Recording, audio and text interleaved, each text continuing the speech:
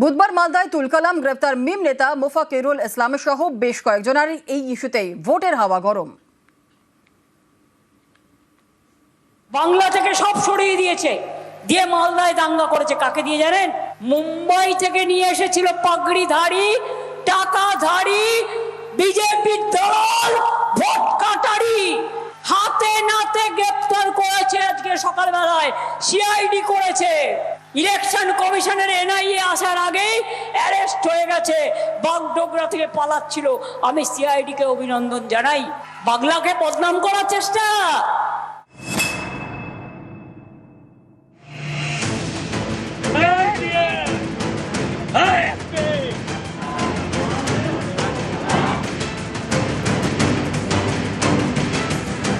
বুধবার মালদায় ধুন্ধুমার, নামবাদের প্রতিবাদে বিক্ষোভ অবরোধ, সেই থেকে তুলকালাম। মোথাবাড়ি বিধানসভা আসনের মধ্যে পড়ে কালিয়াচক 2 নম্বর ব্লক। বুধবার এই বিডিও অফিসের সামনে অবরোধ হয়।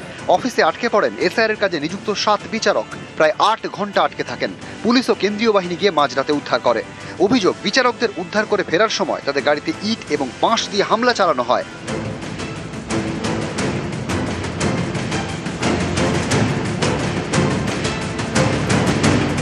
মালদায় এই অশান্তির ঘটনায় গ্রেপ্তার করা হয়েছে মিম নেতা মোফাক্কিরুল ইসলামকে। শুক্রবার সকালে বাগডোগরা বিমানবন্দর থেকে তাকে গ্রেপ্তার করে সিআইডি।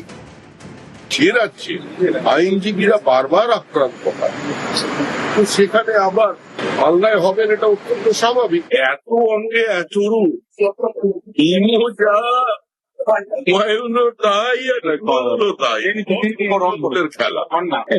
এখানে যা কিছু হচ্ছে সমস্ত তৃণমূল কংগ্রেসের নেতৃত্বে হচ্ছে, কংগ্রেসের অনুমোদনে হচ্ছে, তৃণমূল কংগ্রেসের অনুপ্রেরণায়। ইলেকশন কমিশন যেভাবে এই পশ্চিমবঙ্গকে উত্তপ্ত করে তুলেছে, জনরোষের জায়গা করেছে, বিজেপি যেভাবে মিম, আইএসএফ, হুমায়ুন কবিরের দল ইত্যাদিকে নিয়ে একটা সমাজে বিভাজন করেছে, যার পরিণতি হচ্ছে মোথাবাড়ির ঘটনা, কেন জ্ঞানেশ কুমারকে এই তদন্তের আওতায় আনা হবে না?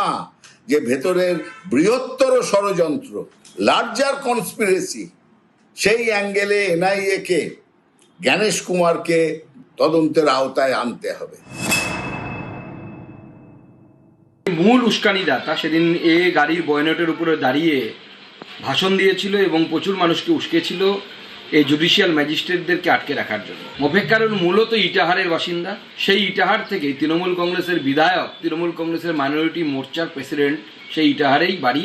এই জন্য ভালো করে তদন্ত করে দেখা উচিত যে মোফাক্কিরুল আদপে কার হয়ে কাজ করছিল। 2 ইটাহারবাসীর মধ্যে কোনো যোগসূত্র ছিল কিনা এবং কোনো প্ল্যানিং ছিল কিনা খতিয়ে দেখা দরকার। আইনের বিরুদ্ধে যদি কাজ করে, পারমিশন ছাড়া রাস্তাঘাট অবরুদ্ধ করে দেওয়া, লোককে উস্কানি দেওয়া, সে তো আইনের পথে চলবে। আর বাড়ি এটা আর বলে আমাকে সবাই জিজ্ঞাসা করছে, আমাদের সঙ্গে পরিচয় নেই। উনি 21-এ আমার বিরুদ্ধে ক্যান্ডিডেট ছিলেন, উনি অ্যারেস্ট হয়েছেন, নিশ্চয় আইনি ভাবে চলবে, আইনি পথে চলবে। সুকান্ত মজুমদার এখন মিথ্যা আর গুজব সেল খুলেছে। তৃণমূল কংগ্রেসের অভাব পড়েনি, মিম সিম আমরা খুঁজতে যাব।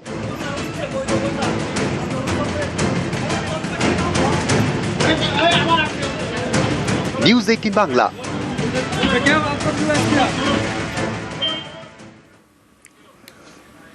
গতকালই মোথাবাড়িতে অশান্তির তদন্ত শুরু এনআইএর। আর ঘটনাস্থলে সরজমিনে এনআইএ। মোথাবাড়ি মোড়ে গাড়ি থেকে নেমে খোঁজ খবর ডিআইজি নেতৃত্বে মোথাবাড়িতে কেন্দ্রীয় এজেন্সির টিম। বিভিন্ন দলে ভাগ হয়ে পরিস্থিতির খোঁজ নেন তারা।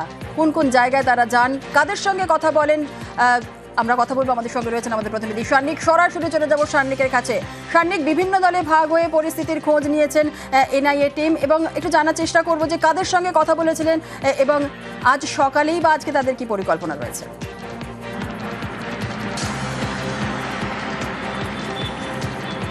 দেখো, এখনো পর্যন্ত আমরা জানি এনআইএ এই তদন্তের ক্ষেত্রে এখনো পর্যন্ত কিন্তু এফআইআর দায়ের করেনি। তাই এফআইআর দায়ের করার আগে যে প্রাইমারি যে ইনভেস্টিগেশন বা প্রাইমারি এনকোয়ারি, সেই এনকোয়ারি করার পর্বই কিন্তু বর্তমানে এনআইএ সারছে।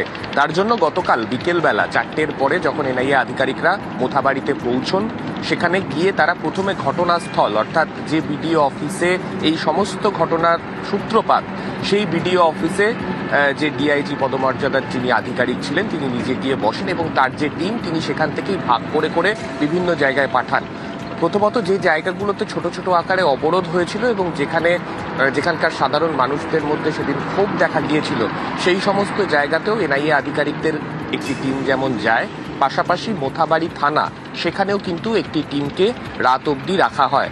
মূলত যেটা এনআইএ আধিকারিকদের সূত্রে আমরা গতকাল জানতে পারছিলাম যে মূলত এই প্রাইমারি যে এনকোয়ারি চলছে, সেই এনকোয়ারিতে তারা জানার চেষ্টা করছিলেন যে এই গোটা ঘটনার সূত্রপাত হলো কখন, ঠিক কোন সময় থানার কাছে খবর গেল, এবং এই গোটা পর্বটা যখন চলছে কোন কোন প্রতিকূলতা যারা তদন্ত সেই সময় যারা আধিকারিকরা ছিলেন আইন শৃঙ্খলা পরিস্থিতি সামলানোর জন্য, তাদের কোন কোন ক্ষেত্রে বাধা পেতে হয়েছিল, যে কারণে অনেক রাত পর্যন্ত বিচার বিভাগীয় আধিকারিকদেরকে ওখান থেকে উদ্ধার করে আনা গেল না, অনেক মধ্যরাত অবধি কেন সময় অপেক্ষা করতে হলো, এই প্রশ্নগুলোর উত্তর কিন্তু একদম টাইম লাইন সাজিয়ে এনআইএ আধিকারিকরা খোঁজার চেষ্টা করছেন। এই সমস্ত কিছুর ভিত্তিতে তারা যে প্রাইমারি এনকোয়ারি রিপোর্ট তারা তৈরি করবেন, সেই রিপোর্ট তারা কলকাতাতে আইজি এনআইএ যিনি বসে রয়েছেন তার কাছে ইমিডিয়েটলি পাঠানোর পরে তারপরে কিন্তু এফআইআর করে অফিসিয়ালি এই গোটা তদন্ত প্রক্রিয়া এগিয়ে নিয়ে যাওয়ার পরিকল্পনা রয়েছে এনআইএ আধিকারিকদের। তবে আপাতত কালকে রাত্রি প্রায় 10:30 পর্যন্ত মোথাবাড়িতে এনআইএ আধিকারিকরা ছিলেন এবং সেখানে তারা তাদের তদন্তের খাতিরে যা যা তথ্য প্রমাণ কালেক্ট করার রয়েছে প্রাথমিকভাবে সেই কাজই কিন্তু তারা সেরেছেন। জুনেলা, ধন্যবাদ ঈশানী। নামবাদের প্রতিবাদ বুধবার মালদায় তুলকালাম। সুপ্রিম কোর্টের নির্দেশে এনআইএ কে তদন্তভার দিয়েছে কমিশনার, সেই মতোই কাজ শুরু করেছে এনআইএ। ভোটের বাংলা এ নিয়ে হাওয়া গরম।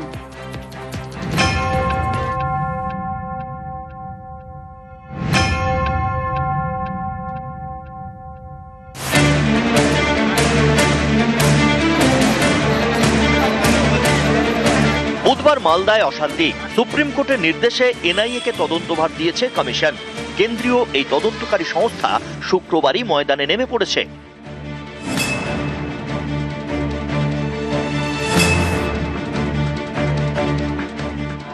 মালদার মোথাবাড়ি বিধানসভা এলাকা, এখানকার কালিয়াচক 2 নম্বর ব্লক অফিসে বুধবার তুলকালাম হয়। এসআইআর নামবাদের প্রতিবাদে ঘন্টার পর ঘন্টা ঘেরাও করে রাখা হয় 7 বিচারককে। মাঝরাতে ফেরার সময়ে ভাঙচুর করা হয় তাদের গাড়ি। দীর্ঘক্ষণ জাতীয় সড়ক অবরুদ্ধ করে রাখা হয়। এই ঘটনায় কড়া সুপ্রিম কোর্ট বৃহস্পতিবার নির্দেশ দেয়। মালদার ঘটনার তদন্তভার সিবিআই অথবা এনআইএ কে দিতে হবে। কেন্দ্রীয় সংস্থা তদন্ত করে সরাসরি সুপ্রিম কোর্টে রিপোর্ট জমা দেবে। এরপরেই এনআইএ এর হাতে তদন্তভার তুলে দেয় নির্বাচন কমিশন। সেই এনআইএ এর 6 অফিসারের টিম শুক্রবারই পৌঁছে গিয়েছে মালদায়। তদন্তের নেতৃত্বে এনআইএ এর আইজি সোনিয়া সিং, তিনিও চলে এসেছেন কলকাতায়।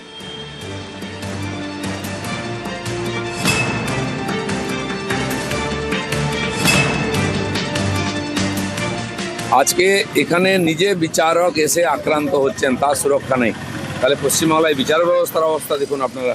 তো আজকে বুঝতে পারছেন সুপ্রিম কোর্টও, নির্বাচন কমিশনও, এখানে হাইকোর্টেতে জজকে হিয়ারিং করতে দেয় না, তার এজলাসে ঢুকে শাউটিং করা হয়, ঘেরাও করা হয় জজকে। তো কি অবস্থা এখানে বাংলার লোকেরা আছে, আর কি করে শান্তিপূর্ণ নির্বাচন হবে? সমস্ত প্রি প্ল্যান্ড। শুধু তাই নয়, তদন্ত হোক, তাহলে পেছনে কে আছে সব জানা যাবে। এনআইএ তদন্ত করছে, তদন্ত করুক, যারা যারা ছিল ছবি আছে তারা বলবে। কিন্তু তার সঙ্গে হচ্ছে প্রথম দিন থেকে ইলেকশন কমিশন যেভাবে এই পশ্চিমবঙ্গকে উত্তপ্ত করে তুলেছে, জনরোষের জায়গা করেছে, এবং পরবর্তী ক্ষেত্রে বিজেপি যেভাবে আইএসএফ, হুমায়ুন কবিরের দল ইত্যাদিকে নিয়ে একটা সমাজে বিভাজন করেছে, যার পরিণতি হচ্ছে মোথাবাড়ির ঘটনা।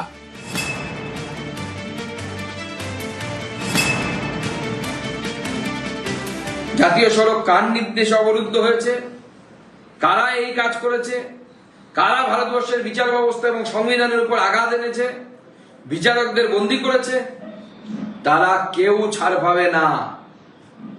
মোদির এনআইএ, আমাদের ভারতবর্ষের এনআইএ, আমাদের ভারত সরকারের এনআইএ নিরপেক্ষ তদন্ত করে প্রত্যেককে যারা অপরাধী তাদেরকে জেলের ভেতরে ঢোকানোর ব্যবস্থা করবে, কেউ আটকাতে পারবে না।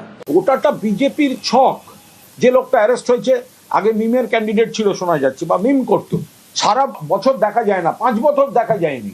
ভোটের সময় এসছে কি বিজেপির পারপাস সার্ভ করতে। যারা উদ্বিগ্ন তাদের আবেগকে উস্কে দিয়ে গন্ডগোলটা করিয়ে দাও। কেন না বিজেপি চাইছে গন্ডগোলটা হোক, বাদ দিয়েছে বিজেপি, সেই ক্ষোভকে উস্কে দিচ্ছে বিজেপি, সেই ক্ষোভ উস্কে গন্ডগোল চাইছে বিজেপি। কেন না ওদের একটা দৃশ্যপট দরকার, সিন দরকার, যেখান দিয়ে ওরা সেন্ট্রাল ক্ষমতাগুলোকে আরো বেশি করে মিসইউজ করে গোলমালের কাজে ব্যবহার করবে। নিউজ 18 বাংলা।